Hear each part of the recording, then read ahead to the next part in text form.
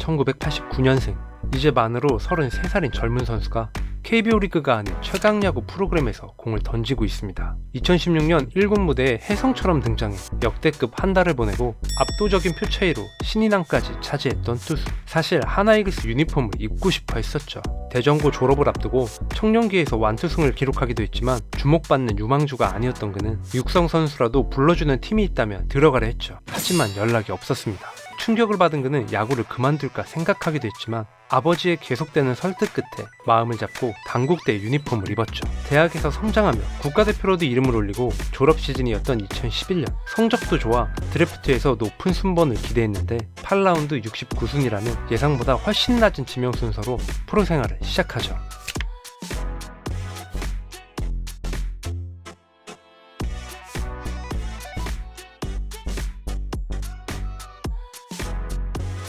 처음으로 참가한 신인 드래프트에서 13명을 지명한 NC, 그중 나성범, 박민우가 주목을 받은 가운데 11번째로 선택한 선수가 바로 신재영. 대학 무대에서 괜찮게 던졌고 팀을 준우승으로 이끌기도 했지만 학년이 올라가면 올라갈수록 구속이 점점 떨어지면서 기대치도 같이 떨어졌습니다. 노련하게 타자들을 상대하긴 했지만 구위 자체가 프로에서 통하기 쉽지 않다고 관계자들은 바라보고 있었죠.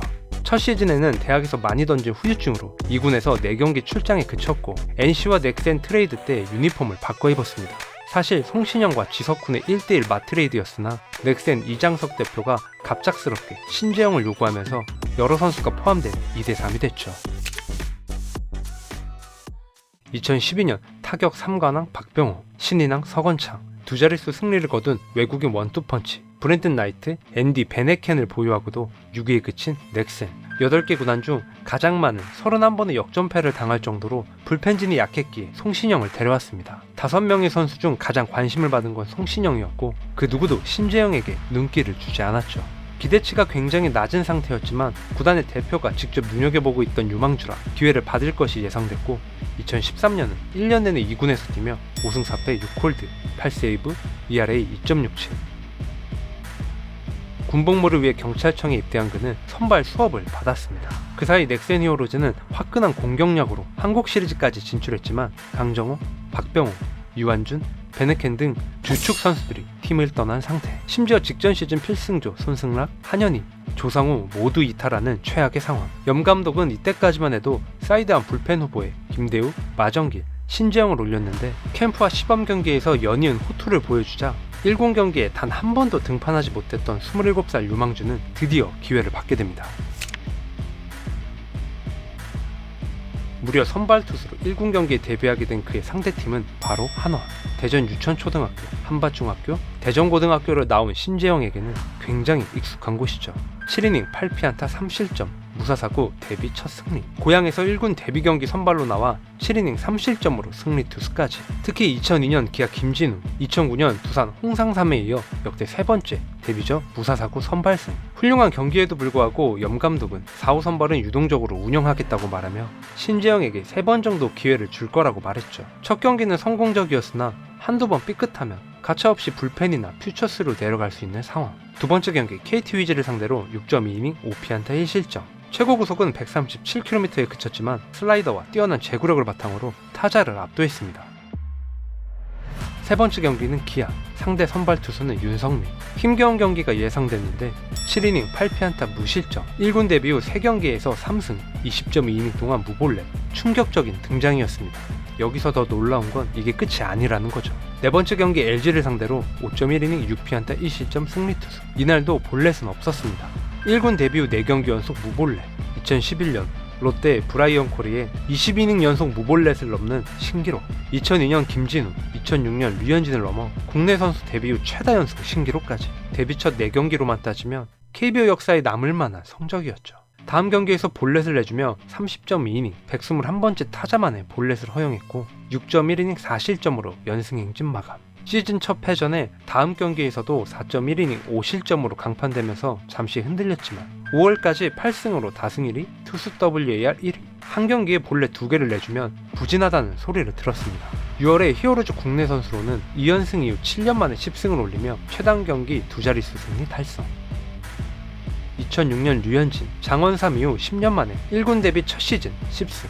전반기 다승 공동 2위, 평균 자책점 3위를 기록하며 올스타에 뽑혔는데 무려 올스타전 선발 투수. 초등학교 시절 4연타석 홈런을 날린 거포에서 중학교 시절 야구부에 투수가 부족해 공을 던졌던 소년. 마운드에 올라 공을 던지면 난타당해 투수를 하기 싫었는데 그냥 한번 팔을 내리고 던져보니 생각보다 공이 괜찮게 들어가서 투수에 재미를 붙인 유망주. 2003년 중학교 2학년 때 대전에서 열린 올스타전에서 배트보이를 했던 소년이 13년 만에 올스타전 선발 투수. 너무나 완벽한 스토리. 그는 전반기 최고의 신데렐라였고 신인왕은 이미 확정이나 다름없었죠. 후반기 체인지업 비중을 높이긴 했지만 타자에게 위협적인 수준은 아니었기에 패스트볼과 슬라이더 단 2가지 구종만 던지는 사이드암. 투수는 다양한 구종을 던질수록 타자와의 승부에서 유리할 수밖에 없는데 신재영은 기가 막힌 완급 조절과 커맨드로 투피치 선발 투수의 한계를 넘었습니다.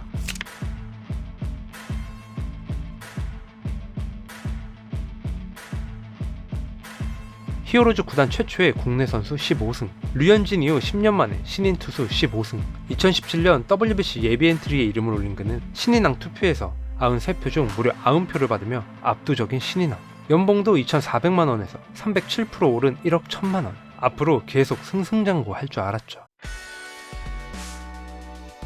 2017년 구종 추가에 올인하면서 좋았던 슬라이더가 영향을 받아 휘는 각도도 데뷔 시즌보다 못했고 그러다 보니 성적도 전반적으로 떨어졌습니다. 하지만 장기적으로 볼 때 2가지 구종으로는 프로에서 선발로 살아남기 어렵다고 판단한 그는 계속 체인지업을 포기하지 못했고 2018년 성적이 곤두박질 쳤죠.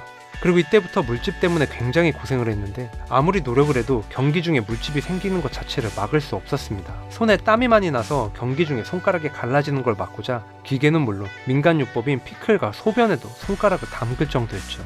계속 이러다 보니 심리적으로 안정을 찾지 못했습니다.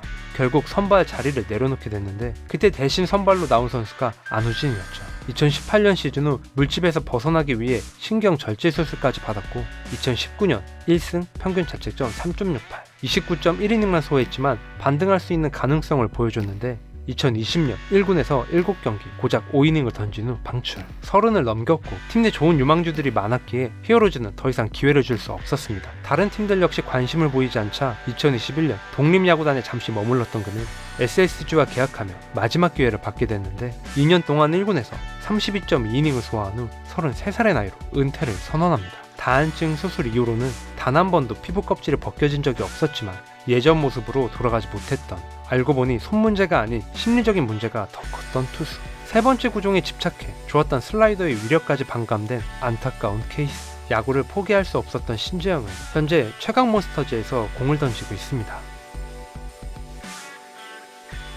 오늘의 영상은 여기까지입니다. 제 영상을 끝까지 시청해주셔서 진심으로 감사드립니다.